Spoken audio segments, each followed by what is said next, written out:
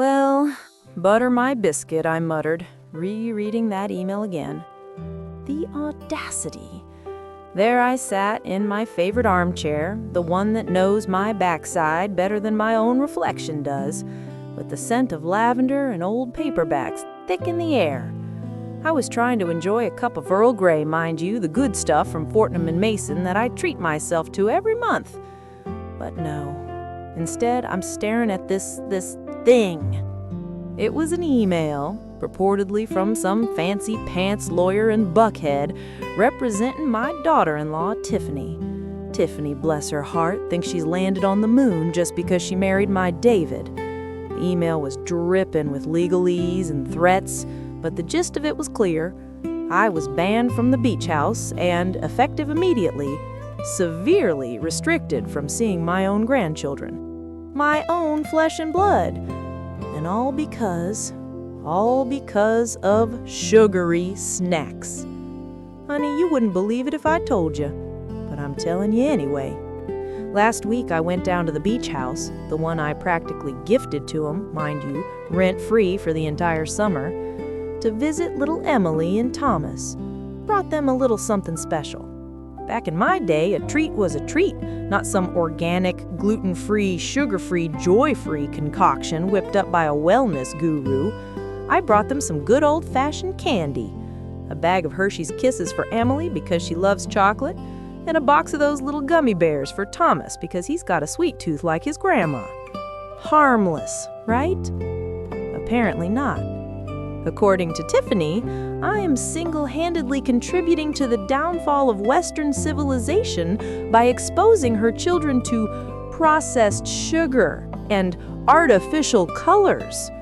She went on and on about their delicate systems and how I was undermining her holistic approach to child rearing. Honestly, you'd think I'd handed them a pack of cigarettes and a shot of whiskey. The beach house itself. That's a story. It's been in my family for 3 generations. My daddy built it with his own 2 hands. Lots of memories there. Christmases, Thanksgivings, summers filled with laughter and the smell of saltwater taffy. Now it's apparently a battleground in Tiffany's war against fun. Anyway, the email went on to outline the terms of my visitation rights, as if I were some criminal on parole. Supervised visits only, no outside food allowed, and a complete ban on any unapproved activities. Unapproved activities? Last time I checked, playing in the sand and building sandcastles wasn't exactly a gateway to a life of crime. I was so engrossed in rereading the lawyer's drivel when I heard beep, beep, beep. Damn that Aegis smart home system. My David, bless his clueless heart, installed it a few months ago. Said it was for my own good, for security and all that. Honestly, I think he just wanted to play with the latest gadgets. Useless thing, always beeping and buzzing about something. I glanced at the little screen on the wall. Motion detected in West Wing, it flashed. West Wing? That's just the guest rooms. Who the hell could be in there? Not that I care. I get constant notifications about the temperature of the fridge and if a door is open for longer than 2 minutes. I'm on a fixed income, and I'm sure I'm paying extra just for the cloud storage. I remember Leo, the young buck who installed the thing. He went on and on about its features, about how it could control everything from the thermostat to the blinds, all from my iPhone. He even tried to explain the cloud to me, bless his heart. I just nodded and smiled, pretending I understood a word he was saying. Back in my day, the cloud was something you saw in the sky, not something that held all your personal information hostage. I swear, these young whippersnappers think they invented the world. I sighed again and rubbed my arthritis hands. This Tiffany thing, this was more than just a disagreement about snacks. This felt like a power play. Like she was trying to cut me out of my grandchildren's lives. And the beach house, it was just a pawn in her game. I reached for my checkbook, my old faithful. Still prefer paying bills the old-fashioned way. Screw Zelle and all that digital nonsense. I'll write a paper check from Wells Fargo any day. But what really got under my skin was the feeling that David might be siding with her.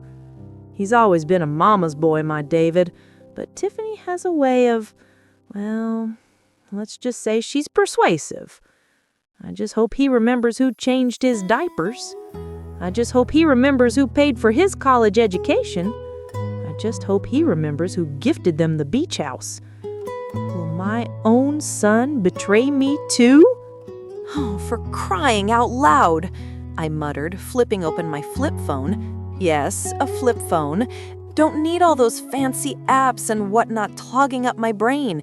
This thing makes calls, sends the occasional text, though heaven knows I still prefer a handwritten letter, and that's all I need. I found David's number and pressed the call button. The crickets were chirping like a chorus of tiny violins out here on the porch. The air hung thick and sweet with the smell of honeysuckle. It used to relax me, this porch.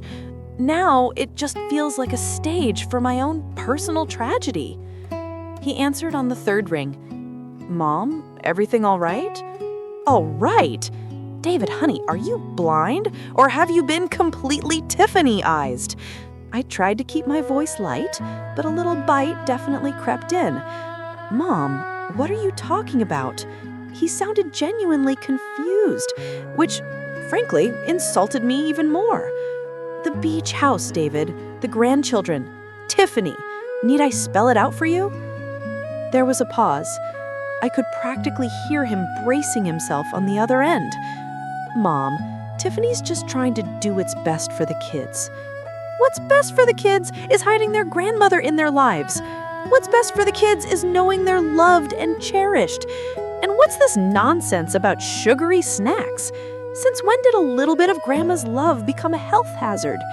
My voice was starting to rise, fueled by a potent cocktail of anger and hurt.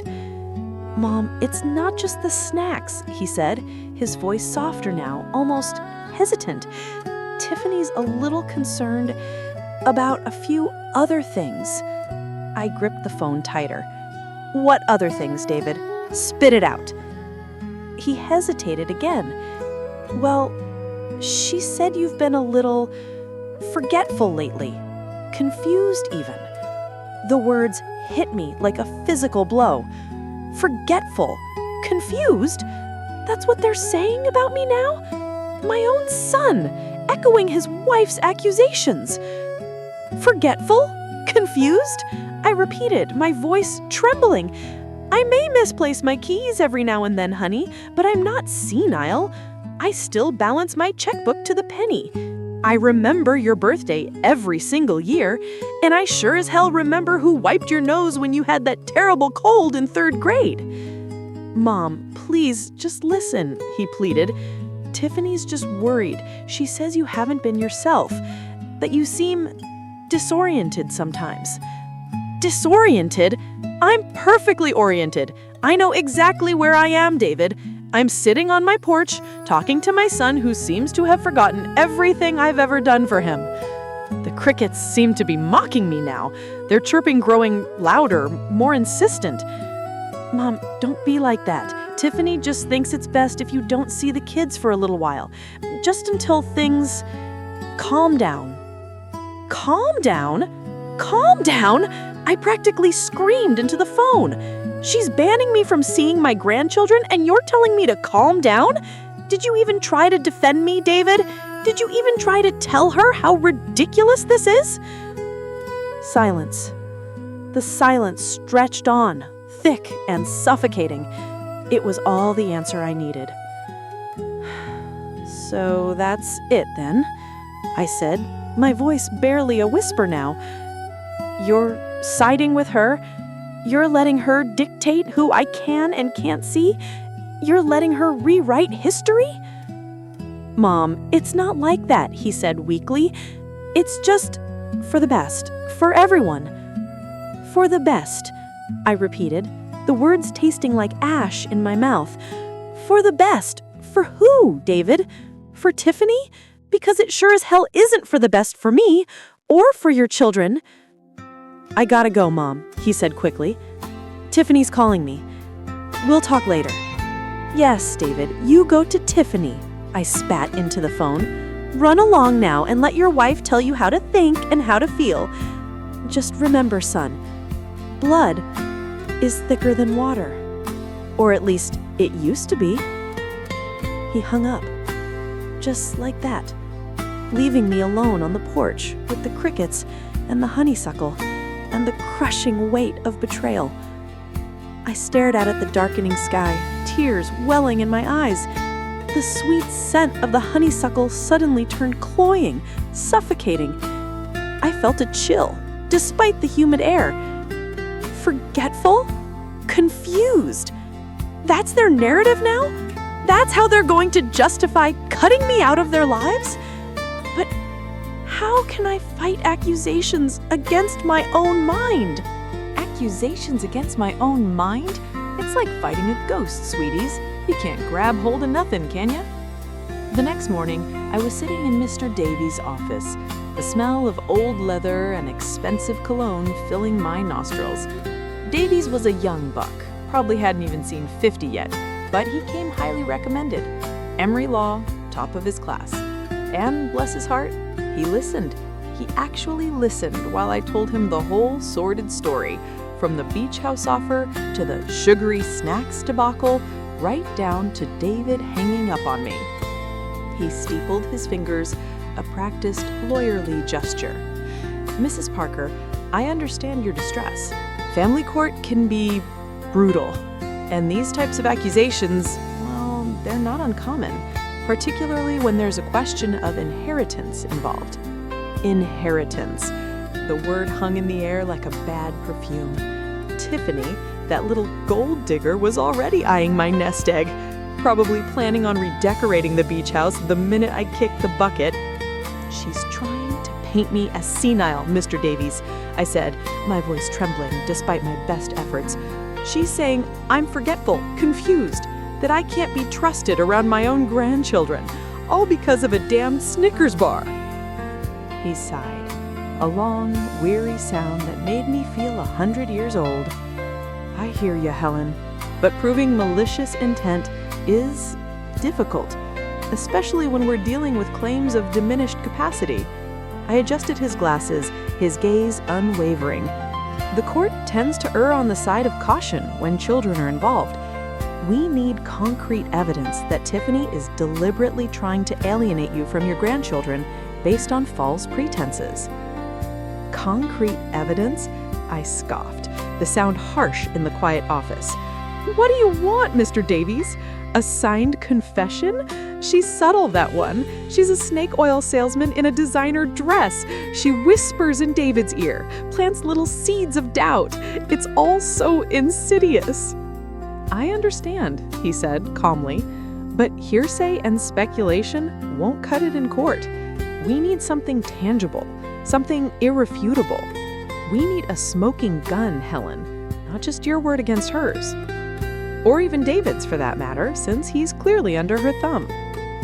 A smoking gun. The phrase echoed in my head. Where on earth was I going to find a smoking gun? It wasn't like Tiffany was going to leave a paper trail saying, "Dear Diary, today I successfully manipulated David into thinking his mother is losing her mind." I thought about the times I'd seen Tiffany on her iPhone, always typing away, always whispering. She was addicted to that thing, probably gossiping with her friends about how dotty Grandma Helen was getting. Maybe, just maybe. What about her phone, Mr. Davies? I asked, a sudden surge of hope coursing through me. Could we subpoena her text messages? Her emails? He leaned back in his chair, his expression thoughtful. It's possible, but difficult. We'd need a compelling reason to believe there's evidence of wrongdoing on her phone, and even if we get a subpoena, there's no guarantee we'll find anything. People are usually pretty careful about what they put in writing. He was right. Tiffany was no fool. She'd cover her tracks. But there had to be something, some clue, some slip-up, something that would expose her for the manipulative little shrew she was. I remembered one day, just before things went south, I was helping Tiffany with something on her computer, a new app she wanted to download. I distinctly remember seeing an icon of a weird-looking camera on her screen. What was that? "Mr. Davies," I said, my voice gaining strength, "I know this is a long shot, but I think I might know where to start looking. It might be nothing, but it's worth a try. A friend of mine from church, she used to be quite the tech whiz back in her day, you know. I wonder if she might be able to help." He raised his eyebrow, intrigued. "Help how, Helen?" "Help me find that smoking gun, Mr. Davies. Help me prove that Tiffany is deliberately trying to poison my son against me, and help me get back my grandchildren before it's too late." He smiled, a genuine smile this time, not the polite, lawyerly one he'd been wearing before. "All right, Helen, let's see what we can do. But remember, these things take time, and they can get messy." Messy? Honey, my life was already a damn dumpster fire. Messy was the least of my worries. I stood up, my arthritis aching in my knees, but my spirit ignited with a renewed sense of purpose. I had a battle to fight, and I wasn't about to go down without a fight. But where can an old woman find a smoking gun? All right. Where to find a smoking gun?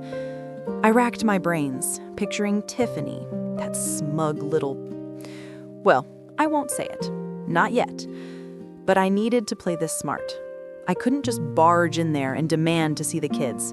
That would only make things worse. I glanced at the rotary phone on the table, a relic from back in my day, before everyone got addicted to these smartphones. It wasn't plugged in anymore. Nowadays, I just used my iPhone, but seeing it there gave me an idea. I needed to act. I needed to appear frail, confused, pitiful. I hated it, but it was the only way. I took a deep breath, smoothed down my floral print dress, and grabbed my iPhone. I scrolled through my contacts until I found Tiffany's number. My hand trembled slightly, but I forced myself to steady it. Okay, Helen, time to put on an act. I pressed the call button, held the phone to my ear, and waited. Each ring felt like a hammer blow to my chest. "Hello?" Tiffany's voice was sickeningly sweet. I swear, you could practically taste the saccharin dripping off her tongue.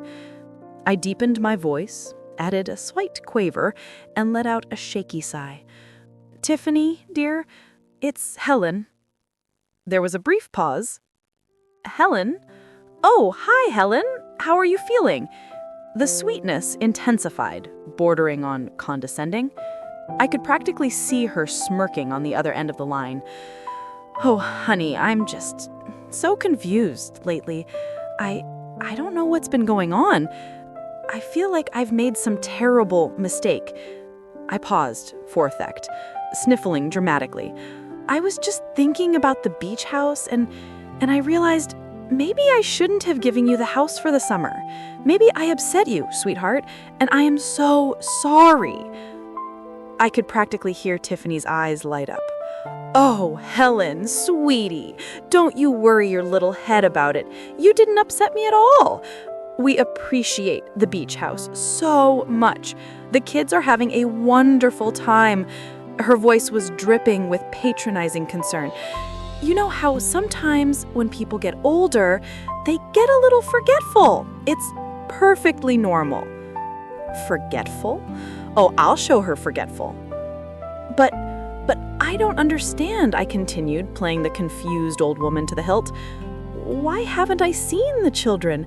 I miss them so much, darling. I just want to give them a hug."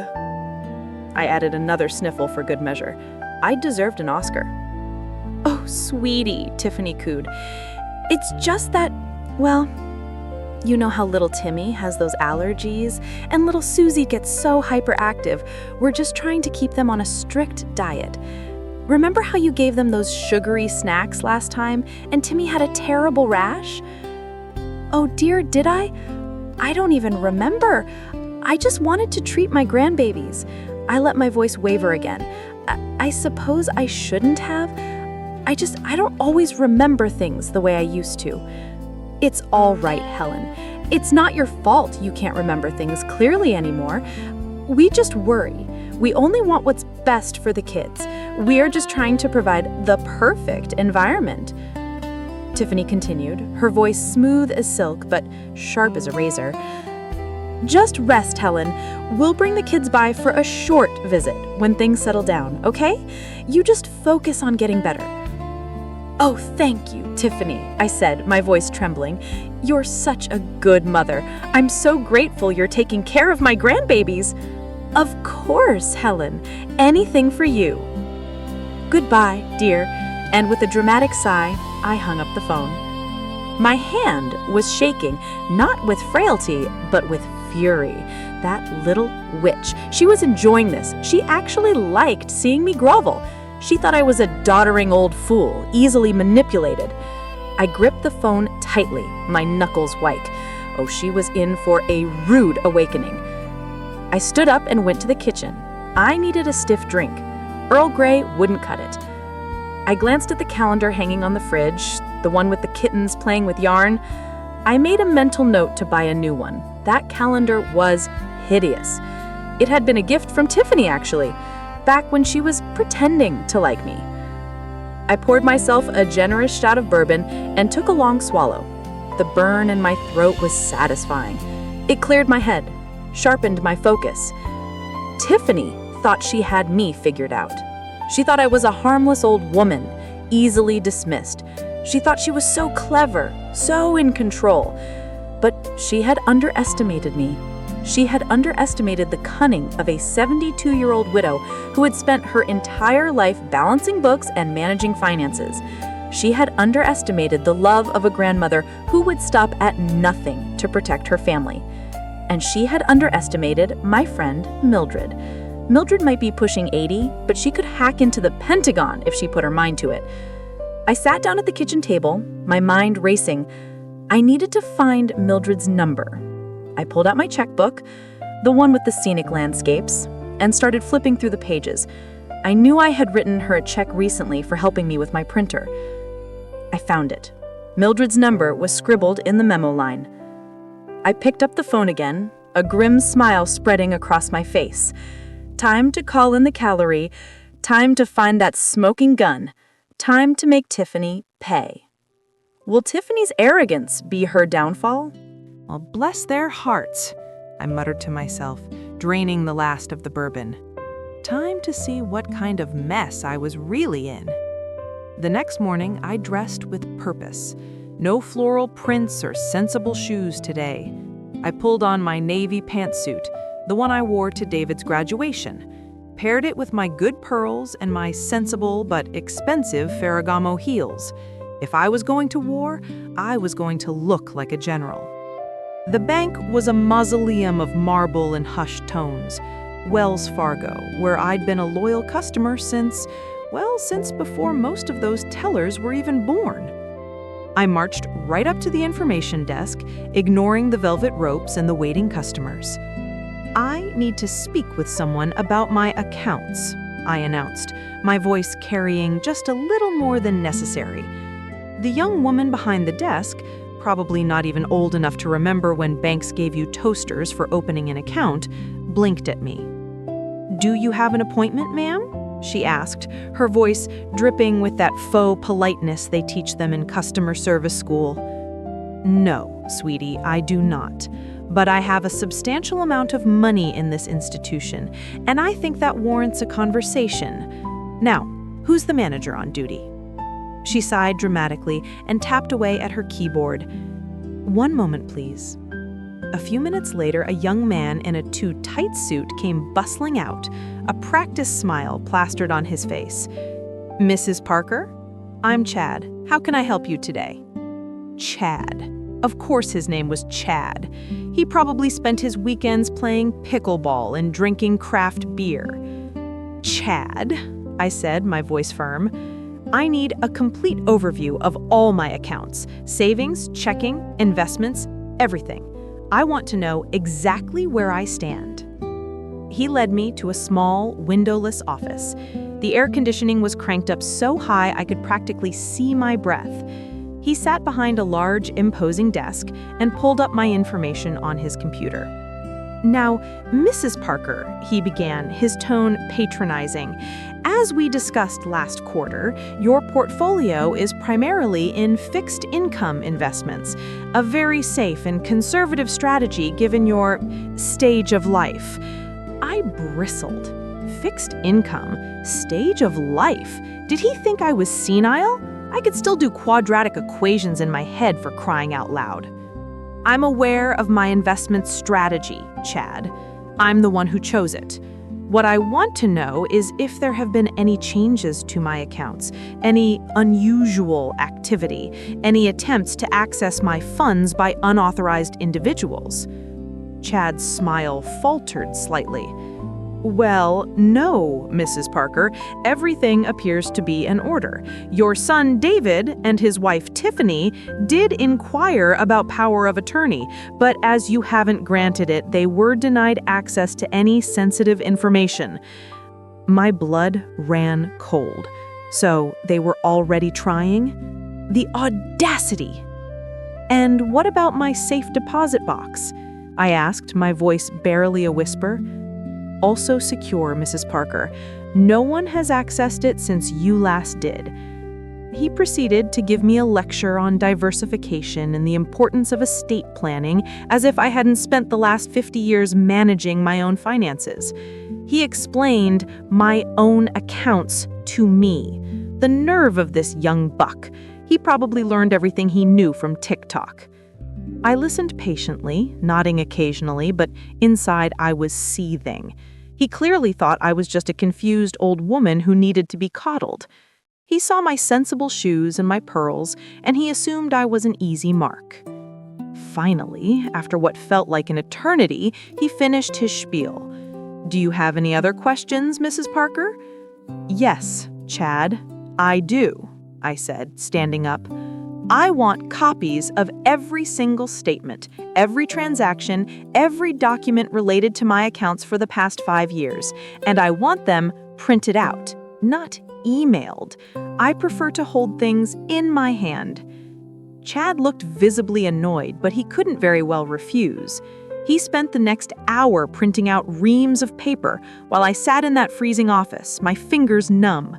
The printer whirred and spat out the documents, each one a testament to my life's work, my savings, my investments, the beach house, all of it, meticulously documented. As I gathered the thick stack of papers, Chad offered me a weak smile. Is there anything else I can do for you, Mrs. Parker?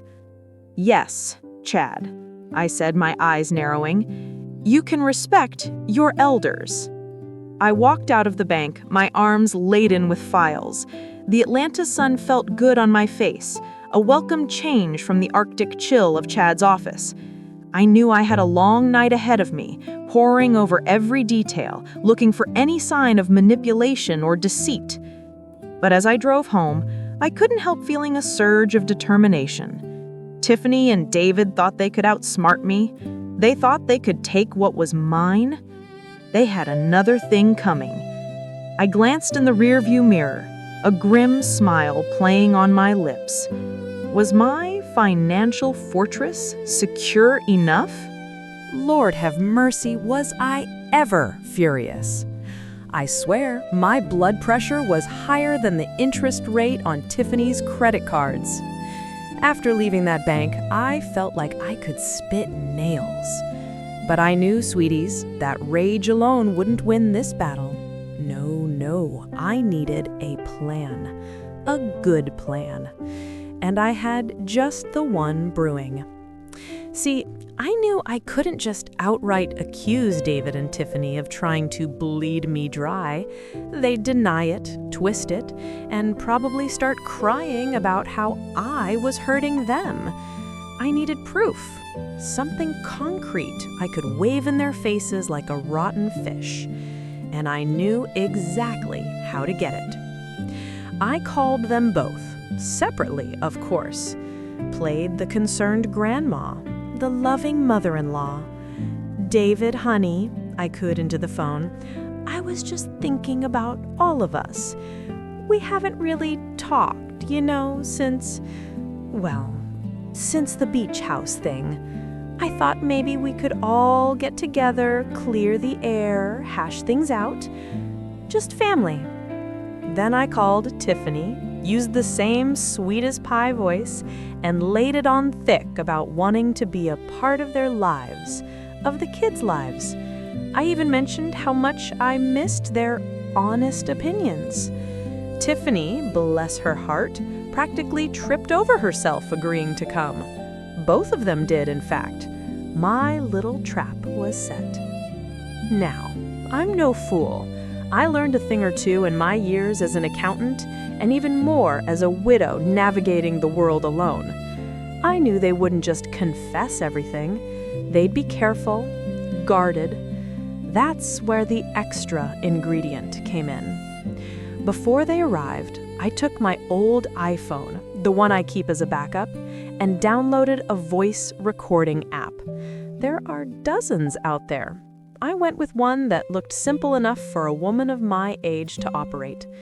I fiddled with the settings, made sure the microphone sensitivity was high, and then carefully placed the phone inside a large bouquet of hydrangeas I'd arranged on the coffee table. Hydrangeas are so beautiful, aren't they? Such innocent-looking flowers. Who would ever suspect a hidden agenda amidst those delicate petals? I spent the next hour pacing around the house, trying to calm my nerves. I plumped the sofa cushions, straightened the rug, and double-checked the thermostat.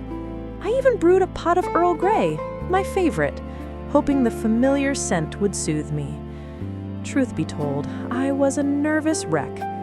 This wasn't just about money anymore. This was about betrayal, about family, about the fact that my own son and his grasping wife thought I was stupid enough to fall for their little game. I looked around my living room, at the photos of my late husband, at the antique clock he cherished, at the hand-stitched quilt my mother made. This wasn't just a house. It was a repository of memories, of love, of a life well lived, and I wasn't about to let anyone, especially my own flesh and blood, take it from me. The doorbell rang, jolting me out of my thoughts. I took a deep breath, pasted on a smile, and opened the door. "David, Tiffany, come in, I said, ushering them inside. David looked uncomfortable, fidgeting with his collar. Tiffany, as always, was impeccably dressed, her hair perfectly coiffed. She even brought a bottle of wine, a cheap Chardonnay, I noticed. "Mom, the house looks lovely," David said, his voice strained. Tiffany nodded in agreement, her eyes darting around the room, probably assessing the value of everything. "Thank you, sweetie," I said, leading them to the sofa. "Please sit down. Let's get comfortable." As they settled in, I made a show of pouring them each a glass of wine, carefully positioning myself so that I could keep an eye on the hydrangeas. The little red recording light on the phone was blinking steadily. Operation Expose the Grifters was officially underway. I started with small talk, asking about the kids, about David's work, about Tiffany's latest social media endeavors. They answered politely, but I could sense the tension in the air. They knew something was up, they just didn't know what. After a few minutes, I decided to cut to the chase. "So," I began, setting down my teacup, "about the beach house." Tiffany's face immediately tightened. David cleared his throat. Here we go, I thought. The real show is about to begin. I took another sip of my tea, letting the silence hang in the air. I wasn't the sweet old lady anymore. Now I was a hunter. Would they walk willingly into my parlor?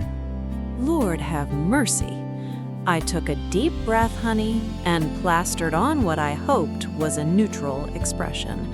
So, about the beach house.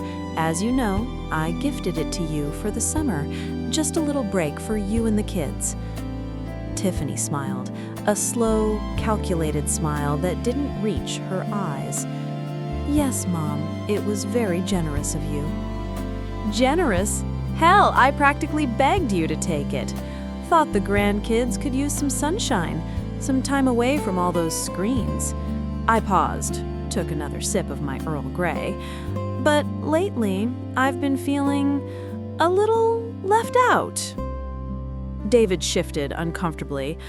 "Mom, we've been busy. The kids have soccer practice, and Tiffany has her commitments." "Commitments? Oh, you mean posting pictures of your gluten-free, sugar-free, joy-free life on Instagram? Is that what you call commitments these days?" I asked, a little sweetness dripping from the words. Tiffany's smile faltered.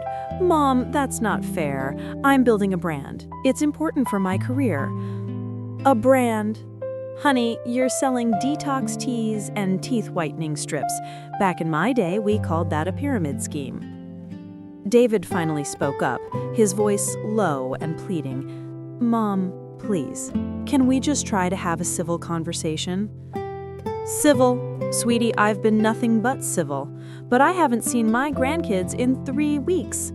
3 weeks, David. And every time I call, you're busy, or they're napping, or Tiffany's got them doing some damn mindfulness exercise." I put air quotes around mindfulness. "It's always something." Tiffany leaned forward, her voice taking on a smooth, almost oily quality. "Mom, we love you. We really do. And we want you to be a part of the kids' lives. But we also want what's best for you. We've been talking, and we think maybe it's time to consider assisted living." I almost choked on my tea. Assisted living? They wanted to put me in assisted living?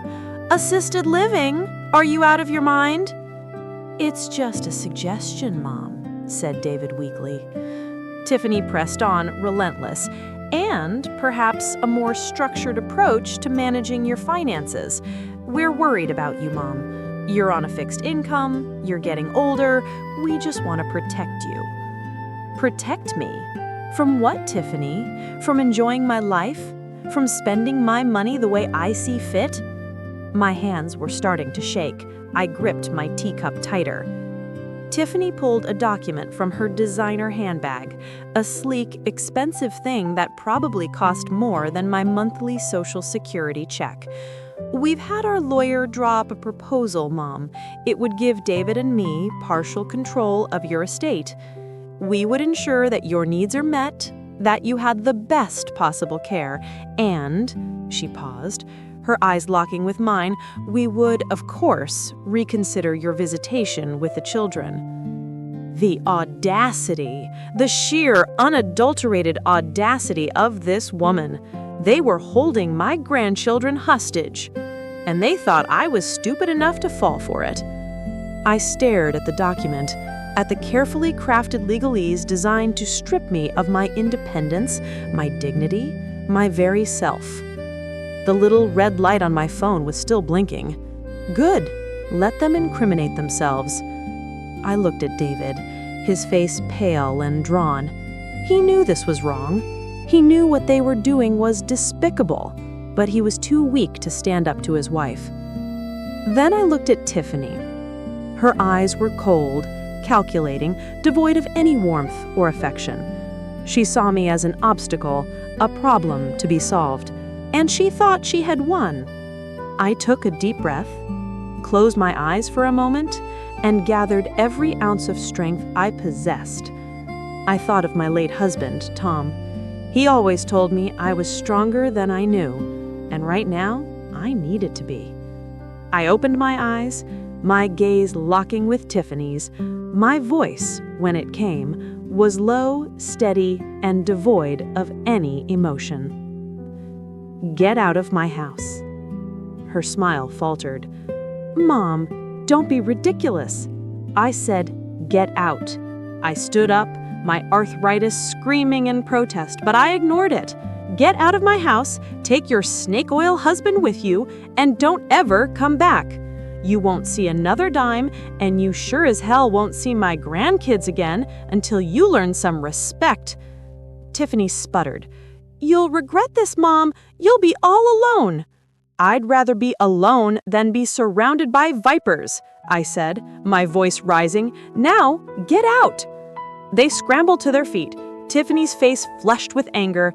David looked like he was about to cry. They hurried to the door, Tiffany clutching her handbag, David trailing behind her like a whipped puppy. As the door slammed shut, I sank back on the sofa, my legs trembling. The adrenaline was fading, leaving me weak and exhausted. But I wasn't defeated. Not yet. I picked up my phone, stopped the recording, and dialed my lawyer. "Hello, Robert. It's Helen Parker. We need to talk strategy.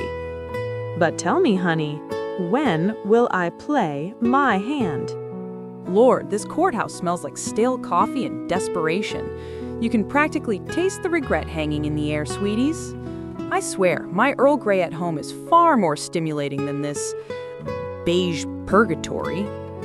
We were in some sterile conference room, all polished wood and uncomfortable chairs. Robert, bless his heart, looked like he'd swallowed a lemon whole.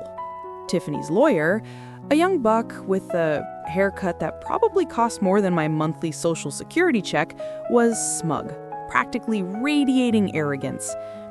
"Miss Parker," he began, his voice dripping with condescension, "given the, unusual nature of recent events and Miss Sterling's concerns about your mental state?" He paused, letting the implications sink in like a lead weight. "We are filing a motion for a court-ordered competency evaluation." Robert choked. I swear I thought he was going to faint. His face went from pasty white to a rather alarming shade of green. "Your Honor," he stammered, "this is outrageous. Miss Parker is perfectly capable." "Before you do that," I interrupted, my voice calm, even. The years of balancing checkbooks and dealing with difficult clients had taught me a thing or two about keeping a poker face. Perhaps we can save the court some time and expense. I reached into my purse, pulled out my iPhone, and placed it squarely on the polished mahogany table. Tiffany's lawyer's eyebrows shot up so high they nearly disappeared into his perfectly coiffed hair. Robert just stared, bewildered. "What is that, Miss Parker?" the lawyer asked, trying to regain his composure. "A little something I recorded," I said with a saccharine smile that could curdle milk. "You see, sweetie, I'm old, not stupid." I tapped the screen, found the file, and pressed play. The room filled with Tiffany's voice, clear as a bell even through the phone's speaker. "Oh my God, Brenda, you won't believe how easy this is. Mom is completely losing it. I'm telling you, that beach house will be ours by Christmas. She's ranting about sugary snacks, and I don't even know. David just has to keep playing the dutiful son-in-law, and she'll sign anything we put in front of her. We just have to be patient. The old bat is practically begging for attention. And once we have the beach house, we can put her in a nice facility. You know, one with a good view. She'll never know what hit her." The blood drained from Tiffany's lawyer's face. I could practically see him calculating how much his career had just been damaged. Robert, on the other hand, was starting to look like he might actually crack a smile. The recording continued, Tiffany rambling on about her plans for the beach house, how she was going to redecorate, how she and David deserved it after all their hard work. She even mentioned that little incident with the Zelle transfer that conveniently disappeared from my account. The room was silent when the recording ended. You could hear a pin drop. Even the air conditioning seemed to have stopped humming. Tiffany's lawyer was staring at his shoes, looking like he wanted to crawl under the table and die. Robert was trying and failing to suppress a grin. "Well," I said, breaking the silence, "I believe that speaks for itself. I'm perfectly competent, thank you very much. It seems my daughter, however, is a lying, manipulative... Well, I won't say the words that come to mind, but you get the picture." I turned to Tiffany's lawyer, my eyes narrowed. "Perhaps you should have done a little more due diligence before filing that motion, honey. Back in my day, lawyers actually investigated things before wasting the court's time." He mumbled something about needing to speak with his client and practically sprinted out of the room. I watched him go, a wave of satisfaction washing over me. It felt good to fight back, good to show them that they couldn't just walk all over me. Robert cleared his throat. "Miss Parker," he said, his voice filled with admiration, "that was Brilliant. Absolutely brilliant. Thank you, Robert, I said, allowing myself a small smile. Sometimes a little old-fashioned eavesdropping can go a long way. You know, my late husband, Tom, used to say, "Helen, you have the ears of a bat and the memory of an elephant." He wasn't wrong. I gathered my purse and stood up, my arthritis surprisingly quiet for once. So, Robert, where do we go from here? I want that little snake to never see a dime of my money, and she can forget about ever seeing her kids again. And the beach house? She can kiss that goodbye forever. I paused at the door, turning back to face Robert. Is this checkmate? Lord have mercy, I muttered, more to myself than anyone else. David was staring at his wife like she'd sprouted a second head. His face, already pale, had taken on a distinct greenish tinge. Tiffany, the little ice queen, was speechless for once, her perfectly glossed lips pressed into a thin, unforgiving line. Robert, bless his heart, was practically vibrating with glee.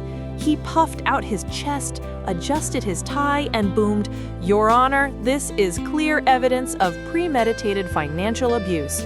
My client was deliberately isolated and manipulated by her own daughter for personal gain.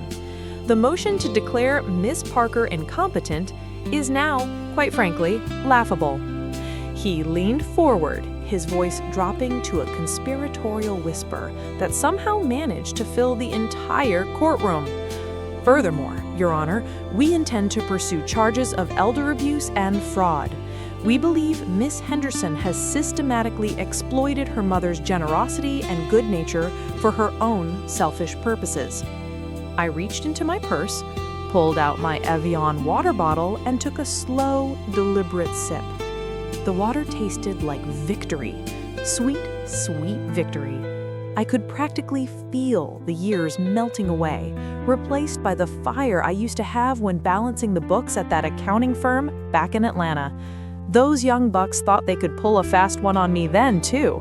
They learned pretty quickly that Helen Parker doesn't play. The judge, a woman who looked like she'd seen it all and then some, raised an eyebrow. "Mr. Thompson?" she said, addressing Tiffany's lawyer. "Do you have a response to this development?" Thompson, still looking flustered from his impromptu sprint earlier, stammered, "Your Honor, I need to consult with my client." "Consult away," the judge said dryly, "but I suggest you do it quickly. My patience, unlike Miss Parker's apparent generosity, is not limitless." I almost choked on my water. "Generosity? Sweetie, you have no idea." Robert, sensing the shift in the wind, pressed his advantage. "Your Honor, in light of this new evidence, we request an immediate suspension of Miss Henderson's access to Miss Parker's finances and assets. We also request a restraining order preventing Miss Henderson from contacting Miss Parker directly or indirectly, including through her children." Tiffany finally found her voice, a strangled, high-pitched squeak. "That's ridiculous! I have a right to see my mother, and my children have a right to see their grandmother." "A right?" I echoed, my voice dripping with sarcasm. "Honey, let me tell you something. You forfeited your rights the moment you decided to treat me like I was senile and started plotting to steal my money. And as for my grandchildren, I'll decide who gets to see them, thank you very much. Back in my day, children respected their elders." I turned to the judge, my voice firm and unwavering. "Your Honor, I love my grandchildren dearly, but I will not allow their mother to use them as pawns in her little game. She's already alienated them from their father, and I will not stand by and watch her do the same to me. I want what's best for them, and right now what's best for them is to be protected from their mother's influence." I let that word hang in the air, heavy with unspoken accusations. Tiffany's face was now contorted with rage. "You can't do this," she shrieked. "I'll fight you. I'll take you for everything you've got." "Try it, sweetie," I said, my voice dangerously low. "But be warned, I'm not the helpless old woman you thought I was. I may be 72, but I still have a few tricks up my sleeve. And I have a lawyer who is just itching to unleash them. You should have seen the mess I made of my ex-husband's finances. He was making less money than I was, you see, but he had a gambling problem. He was putting it on the Hawks and on some horse races. I told him, Tom, you keep doing that, you're going to end up in the poorhouse. I filed for divorce a week later. Robert beamed at me. Miss Parker is a force to reckon with, Your Honor. The judge sighed, rubbing her temples. All right, I've heard enough. I am granting the temporary restraining order effective immediately. Miss Henderson is to have no contact with Miss Parker directly or indirectly, including through her children. I am also freezing Miss Parker's assets and appointing a neutral third party to oversee her finances until this matter is resolved. Tiffany burst into tears. David just continued to stare, mouth agape, like a landed fish. As we left the courtroom, Robert patted me on the back. That was masterful, Miss Parker, absolutely masterful. I think we've got her right where we want her. I certainly hope so, Robert, I said, my gaze fixed on Tiffany's retreating figure, because I'm not about to let her get away with this. Not now, not ever. And the beach house? I'm going to find someone else to donate it to. That place needs a good cleaning, though. I keep getting pamphlets in the mail about mold remediation. Perhaps I'll call one of them. I should keep their numbers handy. I paused, a sliver of doubt creeping into my mind. I'd won this battle, but the war was far from over. Tiffany was a resourceful woman, and she wouldn't give up easily.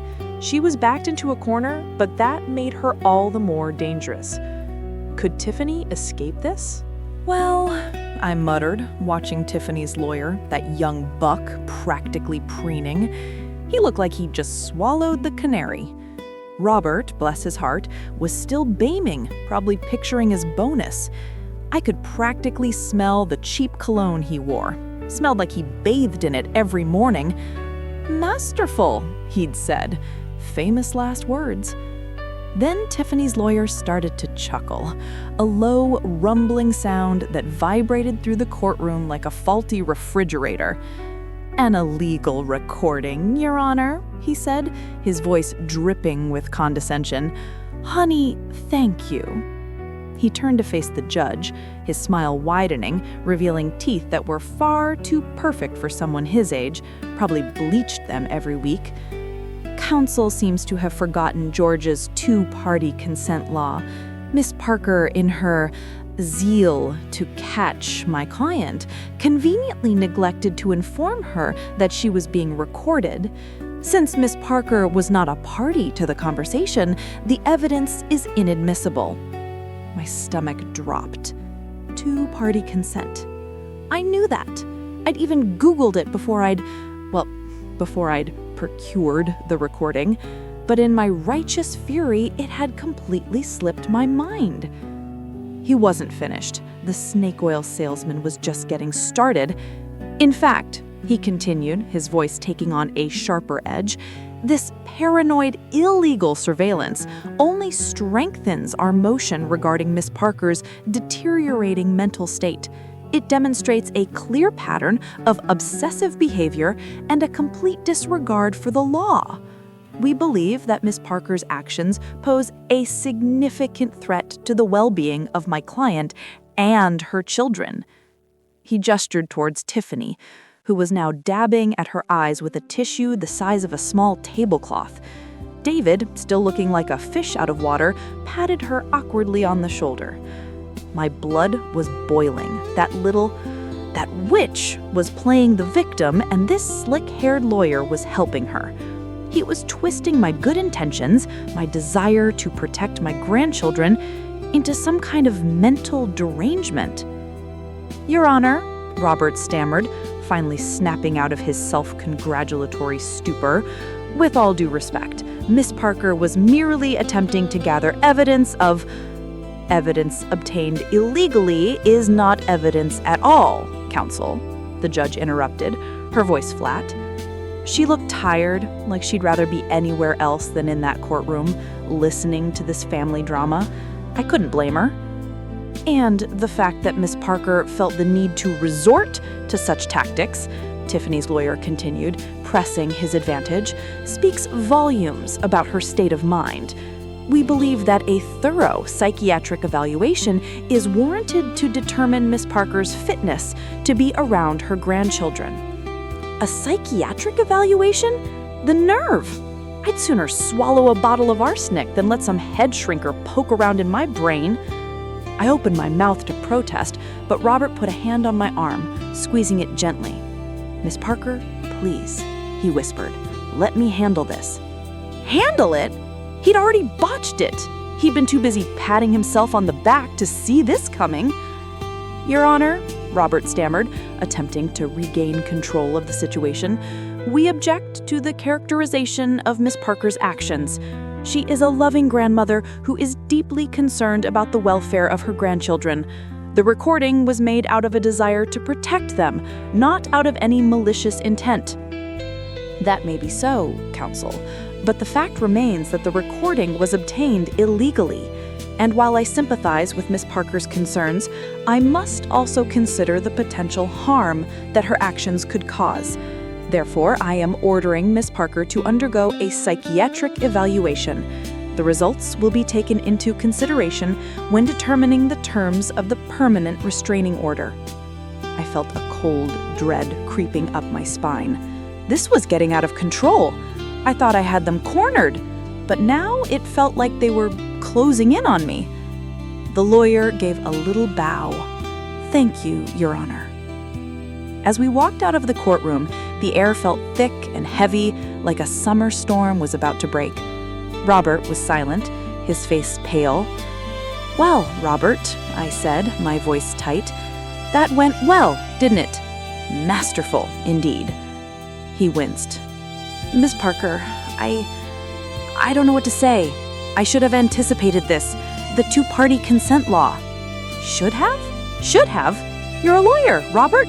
That's your job, to know the law." My voice rose despite my best efforts. I could feel the eyes of everyone in the hallway on us. Screw them all. He sighed. "I know, Miss Parker, I messed up, but we're not beaten yet. We can still..." "Still what, Robert? Still let them paint me as some crazy old woman who needs to be locked away? Still let them keep my grandchildren from me?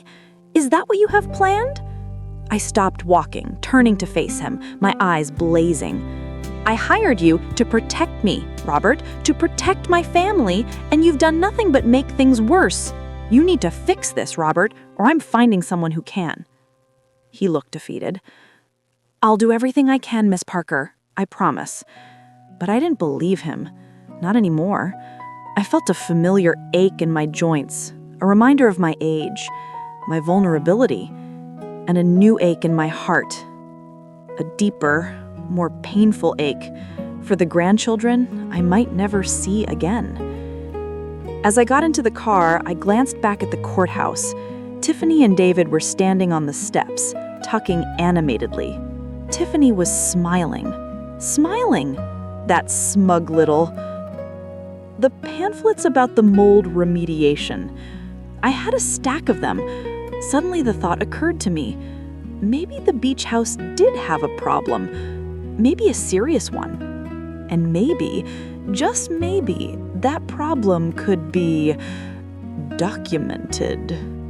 Did I just hand them the win? I muttered, more to myself than to Robert, even though he was still standing there looking like a kicked puppy. The mold, the pamphlets. I gripped the steering wheel of my Buick, knuckles white. "Mold remediation," I said aloud, the words tasting like ash in my mouth. I was so proud of myself, thinking I was outsmarting them, thinking I was one step ahead. "You know, sweetie, I've always been a planner, a meticulous one at that. Back in my day, as a senior accountant at Coca-Cola, I could sniff out a discrepancy of a penny in $1 million budget. Pennies! I had the boys in the mailroom quaking in their boots. But this wasn't numbers. This was family. And I was playing by someone else's rules. That girl, I seethed, picturing Tiffany's saccharine smile. It used to fool me, that sweet, innocent facade. But I see her now for what she is, a viper, a master manipulator. And David? David, my own son, the man I wiped drool off of when he was a baby? He's wrapped around her little finger. He looked at me with pity. Pity! I practically gave him the company he now runs on a silver platter. I remembered all those years scrimping and saving, forgoing vacations, driving that beat-up old Ford Pinto long after it should have been junked, all so David could have the best schools, the best opportunities. And now he looks at me like I'm some senile old woman losing her marbles. The injustice of it all burned in my chest, hotter than any heartburn I had ever experienced. I felt my blood pressure spike and I reached into my purse for my medication, rummaging past my checkbook, my reading glasses, and a crumpled tissue. Maybe I should just give up, I whispered to myself, pulling the car out of the parking lot. The thought was bitter, unwelcome. Giving up wasn't in my nature. But the fight was exhausting. As I drove, images flashed through my mind. Lily's gap-toothed grin, Noah's sticky fingers reaching for a cookie, their little voices calling me Gamma. And Noah always wanted me to read Goodnight Moon to him even though he knew it by heart. And Lily always so eager to help me in the kitchen, even if it meant flour everywhere. Those memories were all I had left. And Tiffany was trying to take them away from me too. The sun glinted off the hood of the car, momentarily blinding me. I squinted, adjusting my rearview mirror. The courthouse was shrinking in the distance, but Tiffany's smile was still burned into my mind. I pulled over to the side of the road, putting the car in park. My hands were shaking. I needed to calm down, breathe. I took a long, slow breath, closing my eyes. The air smelled of pine needles and exhaust fumes, not exactly the calming ocean breeze I craved. Then a thought, cold and sharp, pierced through my despair. The mold. Yes, the mold. I had dismissed it as nothing, a minor inconvenience, something I could easily fix before the summer, just a routine check. I even had a company come in, Mold Busters or something like that, complete with those ridiculous hazmat suits. I'd hired them to do a thorough air quality assessment just to be safe. But now I wondered if that assessment was as thorough as they claimed. The house was old, built back in the 70s. That was before they put decent ventilation in anything. And right after that hurricane, it sat for days with water damage. Who knows what kind of spores could be lurking in the walls? I remember some talk about Stachybotrys or something awful like that. And I had all the documentation. The assessment report, the remediation quotes, the pamphlets I had collected hoping to get a discount. I had a whole file on it. Suddenly, Tiffany's smile didn't seem so smug anymore. Maybe, just maybe, I hadn't handed them a win. Maybe I had handed them a ticking bomb, a mold bomb. And maybe, just maybe, that bomb was about to explode. Because you see, honey, a house full of mold is not a safe environment for children. Not at all. My mind raced. What if the levels were higher than I thought? What if the remediation hadn't been done correctly? What if those sugary snacks were the least of their worries? I reached for my iPhone and dialed Robert's number. He answered on the second ring. "Robert," I said, my voice suddenly stronger, more determined, "I need you to do something for me. Something very important." He sounded wary. "What is it, Miss Parker?" "I need you to get a hold of the mold assessment report, the one from Mold Busters. I want you to find out everything you can about Stachybotrys. Everything. And Robert, I need you to find out what it takes to make a house inhabitable." Was it really over? I'm not so sure now. The silence in this house is deafening. You know, I used to love the quiet. After George passed, it was peaceful, a chance to just be. Now it just mocks me. Every tick of the grandfather clock in the hall, every creak of the floorboards, it's all saying, "You screwed up, Helen. You really screwed up." I'm sitting here in my sunroom, the one I painstakingly decorated with floral prints and comfy cushions, the one that's supposed to be my sanctuary. But all I see is failure. And right there, on the mantelpiece, is that blasted Aegis smart speaker they gave me for Christmas. So you can keep in touch, Nana. It's so easy to use. Easy to use my backside. It's a spy in my own home, a constant reminder of their generosity. I swear that Tiffany probably programmed it to whisper, "You're losing it, Helen," every few hours. I wouldn't put it past her. I stare at it. It just sits there smug and silent, like it knows something I don't. Which, let's be honest, it probably does. They probably listen to everything I say, cataloging my every weakness, every moment of doubt. I almost believe them sometimes, that I am losing it, that I'm just an old woman clinging to the past, unable to see things as they really are. They've been so subtle, so insidious. A little comment here, a raised eyebrow there. "Are you sure you remembered to take your medicine, Nana?" "Oh, Nana, that's not how you work the television anymore." "Nana, are you sure you should be driving at night?" It's death by 1,000 paper cuts, sweeties. And it's working. Because, I used to be sharp as a tack. Back in my day, I could balance a ledger in my head while simultaneously haggling with a used car salesman. I was a force to be reckoned with. I knew every tax loophole, every deduction, every trick in the book. I made sure George and I were set for life. Now I could barely remember where I put my reading glasses. Maybe they're right. Maybe I am just an old woman fading away. Maybe I should just sign over the rest of my assets and let them take care of me. Let them put me in some fancy nursing home where I can spend my days drooling in a wheelchair, watching daytime television and eating pureed prunes. The thought makes my stomach churn. Prunes. I haven't willingly eaten a prune since I was 10 years old, and my mother forced them on me, claiming they were good for regularity. She probably just liked torturing me. I get up, feeling stiff and achy. Arthritis is a real bitch, let me tell ya.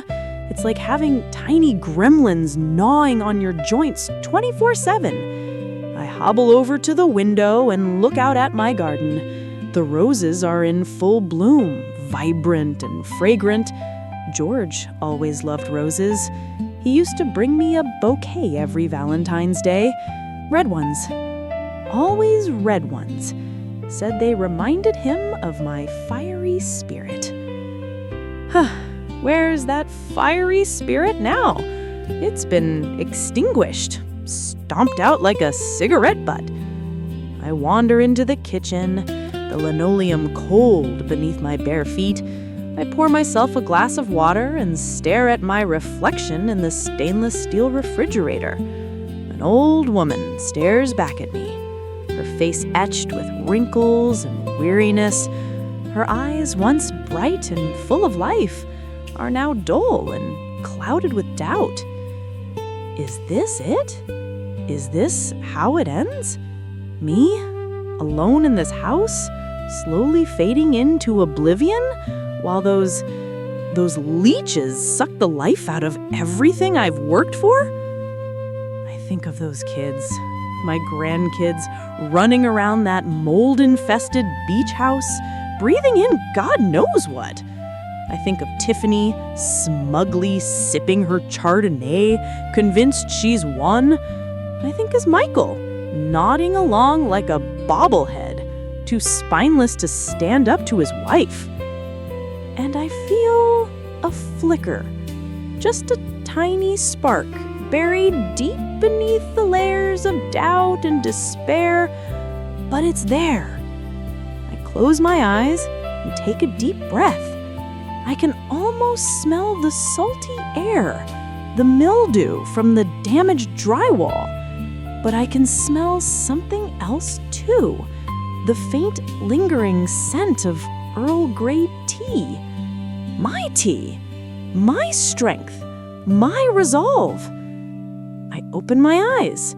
The old woman in the reflection is still there, but something has changed.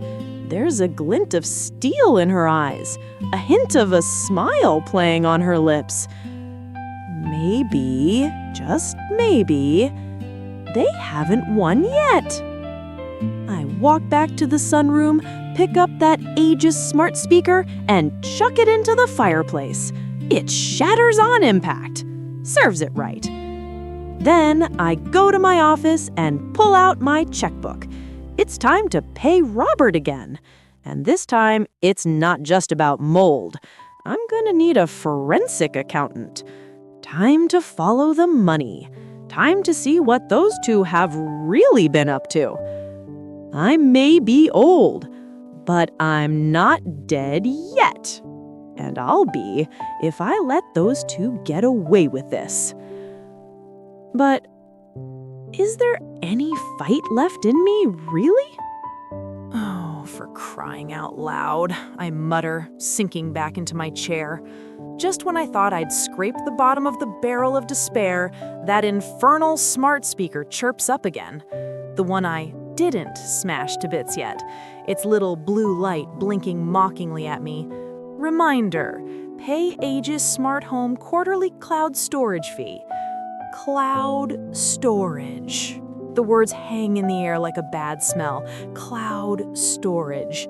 My brain, bless its aging heart, feels like it's stuck in molasses. But then something clicks. A memory surfaces. Leo, the young buck who installed the thing, all teeth and enthusiasm, trying to upsell me on every bell and whistle imaginable. "Now, Mrs. Parker," he'd said, patting the speaker like it was a newborn puppy, "this little baby is top of the line. Not only does it control your lights and your thermostat, but it backs up everything to the cloud. For security analysis, of course. You know, in case of a break-in." Security analysis. He'd said it so casually, like it was no big deal. But everything? What did everything mean? My heart starts to pound in my chest, a frantic drumbeat against my ribs. I scramble out of my chair, nearly tripping over the Persian rug. Arthritis be damned, I'm moving faster than I have in years. I rummage through the disaster that is my desk drawer. Pens, paper clips, old receipts from Lord knows when. It's like an archaeological dig in here. Finally, my fingers brush against something stiff and rectangular. Yes, I pull it out. A business card. Leo Maxwell, Aegis Smart Home Solutions. Your home smarter. Underneath, in disturbingly small print, is a phone number. My hands are shaking so badly I can barely dial. Come on, answer the phone. It rings 3 times, 4. Just as I'm about to give up, a young, chipper voice answers. "Aegis Smart Home Solutions, this is Leo. How can I make your home smarter today?"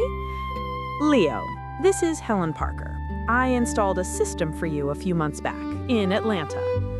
There's a pause. I can practically hear the gears turning in his head. "Mrs. Parker, yes, I remember. How's everything working out for you?" "That's what I'm calling about, sweetie," I say, my voice dripping with a sweetness that could curdle milk. "I have a question about the cloud storage." "Sure thing, Mrs. Parker. What would you like to know?" "Well, Leo, you told me it backs up everything. Everything, you said." "That's right. For security purposes. We analyze the data to detect any anomalies or potential threats." "Anomalies, huh? Like conversations or recordings?" Another pause. This one longer, more pregnant with hesitation. "Well, ma'am, the system is designed to monitor activity within the home for security, of course." "Of course," I echo, my voice dangerously low. "So, theoretically, if someone were to, say, have a conversation in my beach house about, I don't know, manipulating an old woman out of her inheritance, that conversation might be recorded? I can practically hear him swallow. Ma'am, I can't comment on specific data. All information is confidential and protected by our privacy policy. Privacy policy, my foot. Look, Leo, I'm not stupid, and I'm not about to be taken for a ride by a bunch of tech-savvy whippersnappers. I know this system records everything, and I want access to those recordings. Mrs. Parker, I'm afraid that's not possible. Only authorized personnel have access to that data. Authorized personnel, I scoff. Honey, I paid for that system. I own that data. And if you don't give me access to it, I'm going straight to my lawyer. And believe me, sweetie, he's a lot scarier than you are. I pause, letting the threat hang in the air. Tell me, Leo, how does a little old lady like me get access to these files? I'm sure that for a fee, you could show me the way, perhaps on a USB drive. Silence. I can hear the frantic clicking of a keyboard in the background. Mrs. Parker, I can't guarantee anything, but if you were to say bring your checkbook down to the office tomorrow, maybe we could discuss some technical assistance? A checkbook. He wants a paper check. The young buck. I close my eyes and take a deep breath. My heart is still pounding, but now it's not just fear. It's excitement. Hope. Tomorrow it is, Leo, bright and early. And bring me Earl Grey, would you? My treat. I hang up the phone, a genuine smile spreading across my face. I don't know what's on those recordings. Maybe nothing. Maybe just more empty promises and saccharine smiles. But maybe there's something there. Something that can blow this whole thing wide open. Could that annoying smart speaker, the one I almost smashed to bits, be my secret weapon? Well, bless my soul. I could taste victory already, honey. Like Earl Grey, just a little bitter. And the next morning, I was up before the rooster, slipped on my sensible shoes, arthritis, you know how it is, and headed down to Aegis. I walked in, put on my sweetest smile, and there was Leo, looking paler than a ghost. He ushered me into his tiny office, the air thick with the smell of desperation and stale coffee. "Mrs. Parker," he stammered, pulling out a chair. "Thank you for coming. I've been doing some digging." "Digging, huh? I thought it was impossible, sweetie." I raised an eyebrow, enjoying his discomfort. The boy was sweating like a sinner in church. He fiddled with a pen on his desk, avoiding my gaze. "Well, policies, they can be flexible, especially for valued clients." "Valued clients," I repeated, tasting the words. I pulled out my checkbook, a satisfying thwack against the cheap laminate of his desk. "How valued are we talking, Leo?" He swallowed hard. "Let's just say enough to cover some technical assistance and a confidentiality agreement." I named a figure, high but not outrageous. I wanted him scared, not running. His eyes widened. "Mrs. Parker, Leo," I interrupted, my voice hardening. "Don't play coy with me, honey. I know you're not exactly swimming in dough, and I also know that if I walk out of here right now and tell the police about a certain security system installer who's willing to sell private data, your career will be over faster than you can say breach of privacy." He deflated like a punctured balloon. Okay, you win." He spent the next hour navigating the Aegis system, showing me how to access the cloud recordings, download them, and, well, obscure the audit trail. He made me sign a confidentiality agreement longer than my arm, but I barely glanced at it. The prize was in sight. Back at my place, I spent the rest of the day hunched over my computer, listening to hours of recordings. Most of it was useless, me humming along to the radio, arguing with the automated voice on my smart speaker. I still can't get it to play Glenn Miller. The doorbell ringing with those Jehovah's Witnesses. I was starting to think it was a bust. Then, around 10 p.m., just as I was about to pour myself a stiff drink, I heard it. It was from months ago, a day when David and Tiffany were visiting. I remembered it. They were all smiles and saccharine concern, asking if I was managing okay and praising my beautiful home. But the recording was different. "She's getting more forgetful every day." Tiffany's voice, sharp and cold, cut through the speakers. "Perfect," David replied, his voice a low rumble. "The doctor said she's showing early signs, a few more incidents, and we can get her declared incompetent. Conservatorship. Boom." I gripped the edge of my desk, my knuckles white. "And the house?" Tiffany asked. "We sell it, right? Split the profits?" "Of course, darling. After we pay off my debts, and maybe a little something for ourselves. Living in Atlanta ain't cheap." They went on, outlining their entire plan, how they'd manipulate the doctors, exaggerate my memory lapses, and isolate me from my friends. They even talked about planting evidence, moving my medications, hiding important documents. The blood in my veins turned to ice. I listened to the entire recording, my hands shaking, my heart pounding. Every word, every calculated lie was like a knife twisted in my gut. I saved the file to multiple USB drives, backed it up to the cloud, and printed out a transcript. I wasn't taking any chances. The next morning, I marched into my lawyer's office, a USB drive clutched in my hand like a winning lottery ticket. "I think I have something that will be of interest, Mr. Henderson," I said, my voice trembling with barely suppressed rage. "I think that something might just blow this whole thing wide open." He took the USB drive, plugged it into his computer, and listened. I watched his face, his eyebrows arching higher with each passing second. When it was over, he just stared at me, speechless. "Mrs. Parker," he said finally, his voice barely a whisper, This is incredible. This changes everything." And it did. The competency hearing was set for the following week. I spent the days leading up to it in a whirlwind of activity, working with Mr. Henderson to prepare our case. We subpoenaed Leo from Aegis, under my protection, of course, to authenticate the recordings and testify to their validity. David and Tiffany, meanwhile, seemed blissfully unaware of the storm that was about to break. On the day of the hearing, I walked into the courtroom, my head held high. David and Tiffany were already there, smirking and whispering to each other. They looked so smug, so confident. They had no idea what was coming.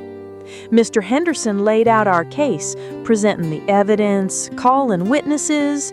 David and Tiffany's lawyer tried to argue that the recordings were inadmissible, that they were obtained illegally. But Mr. Henderson was ready. He explained that the recordings were made by my own security system in my own home and that they were perfectly legal. Then he called Leo to the stand. Leo, bless his little heart, testified under oath about the Aegis system, the cloud recordings, and how he had helped me access them. He was nervous, but he held his own. Finally, Mr. Henderson played the recording. The courtroom fell silent. You could hear a pin drop. David and Tiffany's faces went from smug to ashen. When it was over, the judge looked at David and Tiffany, his expression grim. "In light of this new evidence," he said, "I have no choice but to dismiss the petition for conservatorship. Mrs. Parker is deemed fully competent." A gasp went through the courtroom. I saw David and Tiffany exchange panicked glances. But that wasn't the end of it. Oh no, that was just the beginning. Mr. Henderson then informed the court that we would be filing charges of conspiracy, fraud, and elder abuse against David and Tiffany. And we were also notifying the authorities about their, shall we say, questionable business dealings. The judge looked at David and Tiffany, his expression now bordering on contempt. I suggest you find yourselves a good lawyer because you're going to need one. As the bailiff led David and Tiffany out of the courtroom, I allowed myself a small smile. It was over. I had won. But honey, what does total victory taste like? Well, that was a day, wasn't it, sweeties? You know, I'm sitting here on my porch, Earl Grey in hand, a bit cold now, truth be told, but I'm savoring every last drop. The azaleas are blooming, the birds are chirping, it's almost sickeningly peaceful, almost makes you forget the complete hell that just unfolded. The relief was palpable. You could cut it with a knife. Watching them squirm, David and Tiffany, as the bailiff led them out, after all the stress, the worry, the insult of them thinking they could pull one over on me, it felt good, real good.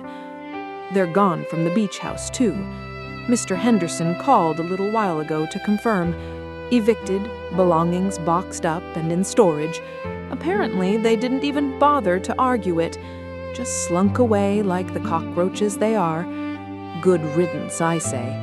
I've already got a new family renting it for the rest of the summer. A nice young couple with manners. I thought it was over. Honestly, I did. I was already planning my victory party. Bridge club, mahong, maybe even that nice Mr. Abernathy from down the street. He makes a mean gin and tonic, even if his jokes are older than my bones. But then the phone rang again. It was Mr. Henderson. I answered, expecting him to tell me what time the champagne should arrive.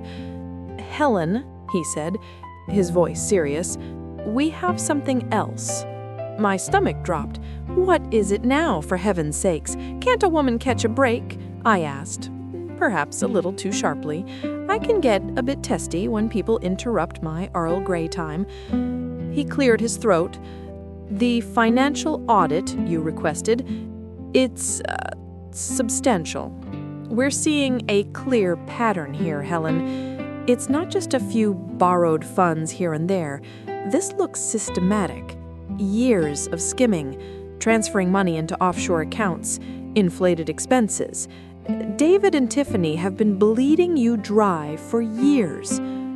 Years.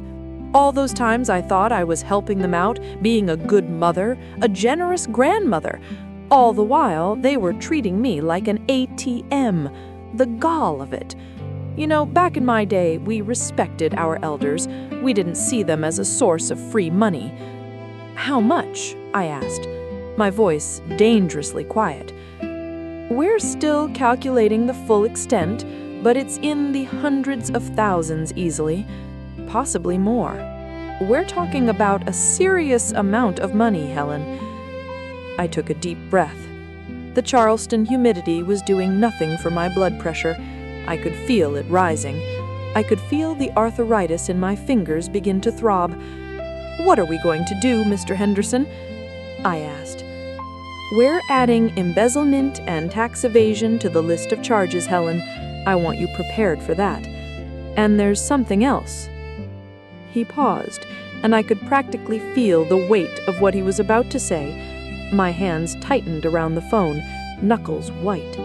I just got off the phone with a lawyer representing Tiffany's own mother. My eyebrows shot up. Tiffany's mother? I've met the woman, maybe 3 times in my life.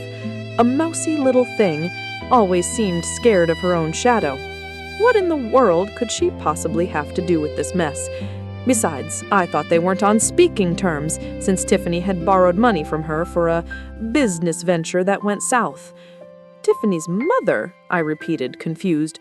"What does she have to do with any of this?" Apparently, she's been suspicious of Tiffany's activities for quite some time. She's been quietly gathering information. And, Helen, she has a lawyer now.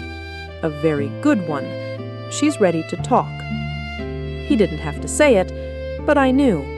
He meant Tiffany's mother was ready to testify against her own child. Now, I've lived a long life. I've seen a lot of things. But a mother turning on her own child? That's a new level of dysfunction, even for this family. What does she want? I asked. Protection, Helen. Immunity. She wants to make sure Tiffany doesn't come after her. She believes Tiffany has been manipulating her for years, too. I took another sip of my tea, even though it was stone cold now. The taste was bitter, but it was somehow fitting. So, I said slowly, the pieces finally falling into place, Tiffany's been playing everyone. Her husband, her mother, her children, and most definitely me. Mr. Henderson sighed. It appears so, Helen. It appears so. I looked out at my garden, at the roses climbing the trellis, at the hummingbirds flitting from flower to flower. It was all so beautiful, so peaceful. And yet, underneath it all, there was this darkness, this web of deceit and manipulation that had been festering for years. Well, honey, let me tell you something. I may be 72 years old, I may have a few aches and pains, but I am not going down without a fight. This isn't just about the money anymore. It's about justice. It's about protecting my grandchildren. It's about stopping Tiffany from hurting anyone else. It's about, well, maybe it's about showing these young whippersnappers that you don't mess with Helen Parker. I smiled. A slow, sharp smile that I hadn't used in years. It was a smile that meant trouble. It was a smile that meant I was ready for war.